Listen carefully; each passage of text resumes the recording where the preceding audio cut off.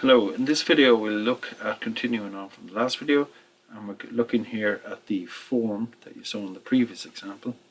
If I run it up here, Visual Basic, and I run the form, you can see that that's what it looks like. Okay, now one thing I didn't explain in the last video is this idea of mutual exclusivity. If you notice here, you have a frame here, and on that frame I put two option buttons. When I select this button, as I said before, it shows this image in this frame, but also you notice that when I select the RHS, it'll automatically deselect the CHS. So the options buttons work on this concept of mutual exclusivity, in that if one button is chosen, any other button that has previously been selected will be deselected. In the Java programming language, these are known as radio buttons, on the basis that if you're listening to a radio, you can only listen to one channel at a time. So in terms of drawing this, you're familiar with drawing all these frames before. If you look at this spreadsheet here, you can see that I put the names that you should give to each control after the control in brackets. So this option button here you should call OPT CHS, and this one you should call OPT RHS. This image file here, image source, image object, you call img CHS, and you link the image in your directory to it, the correct image for the circular hollow section, and likewise img RHS is the name of this. If you don't have access to these particular images, you can just do a Google search quickly and look for appropriate images for these sections.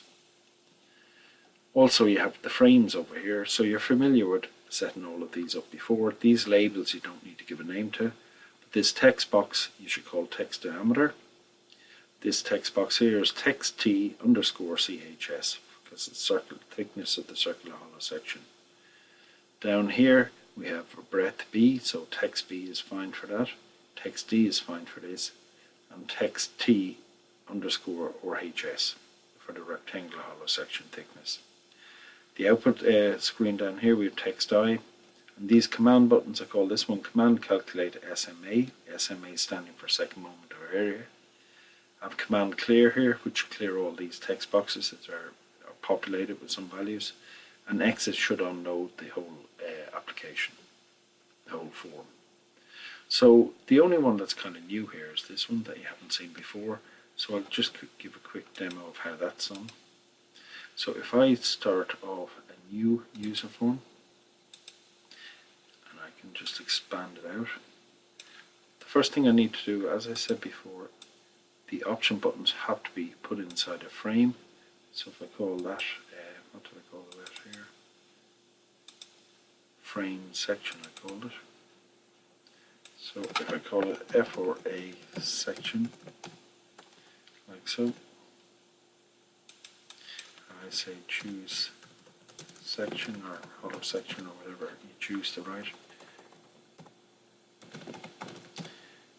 And then having selected that, I make sure the frame is selected, and then I come up here and I put an option button there, and that's option button 1 by default, and I call it OPT CHS, and then the caption is CHS, so I could write circular hollow section.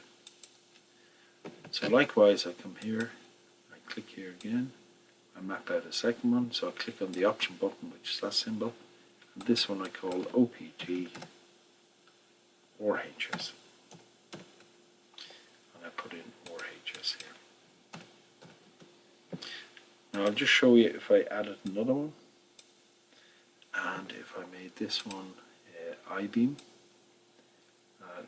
that will be part of the exercise. So if I say OPT I-beam, later on you'll be asked to do this one. I'm just doing this as a demonstration, and we have I-beam like so.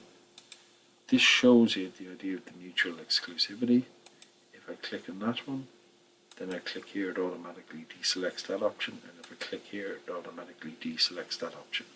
So only one of the three options can be chosen at a time.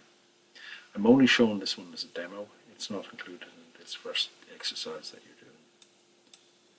Okay, so I'll close that down, and in fact I'm just going to delete, remove that user form.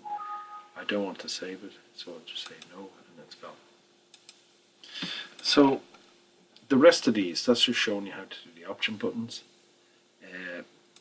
I call this one frame section. This frame over here I call frame input CHS, and this one is frame input or HS. This one is frame output, could have called frame results, and the rest of the controls that you have to write are given here. So the ones I didn't actually do with the frames, I left those out. So you can go back, just go back to the video and follow them. So if you pause this video here as you start to generate the form, you can follow this video and remember to name the controls correctly using the values in the brackets. Okay, thank you for listening. So if you work away on that, get it finished, then in the next video we'll see how the code actually works to switch on and switch off the frames depending on which one of these items have been selected. Okay, thanks for listening.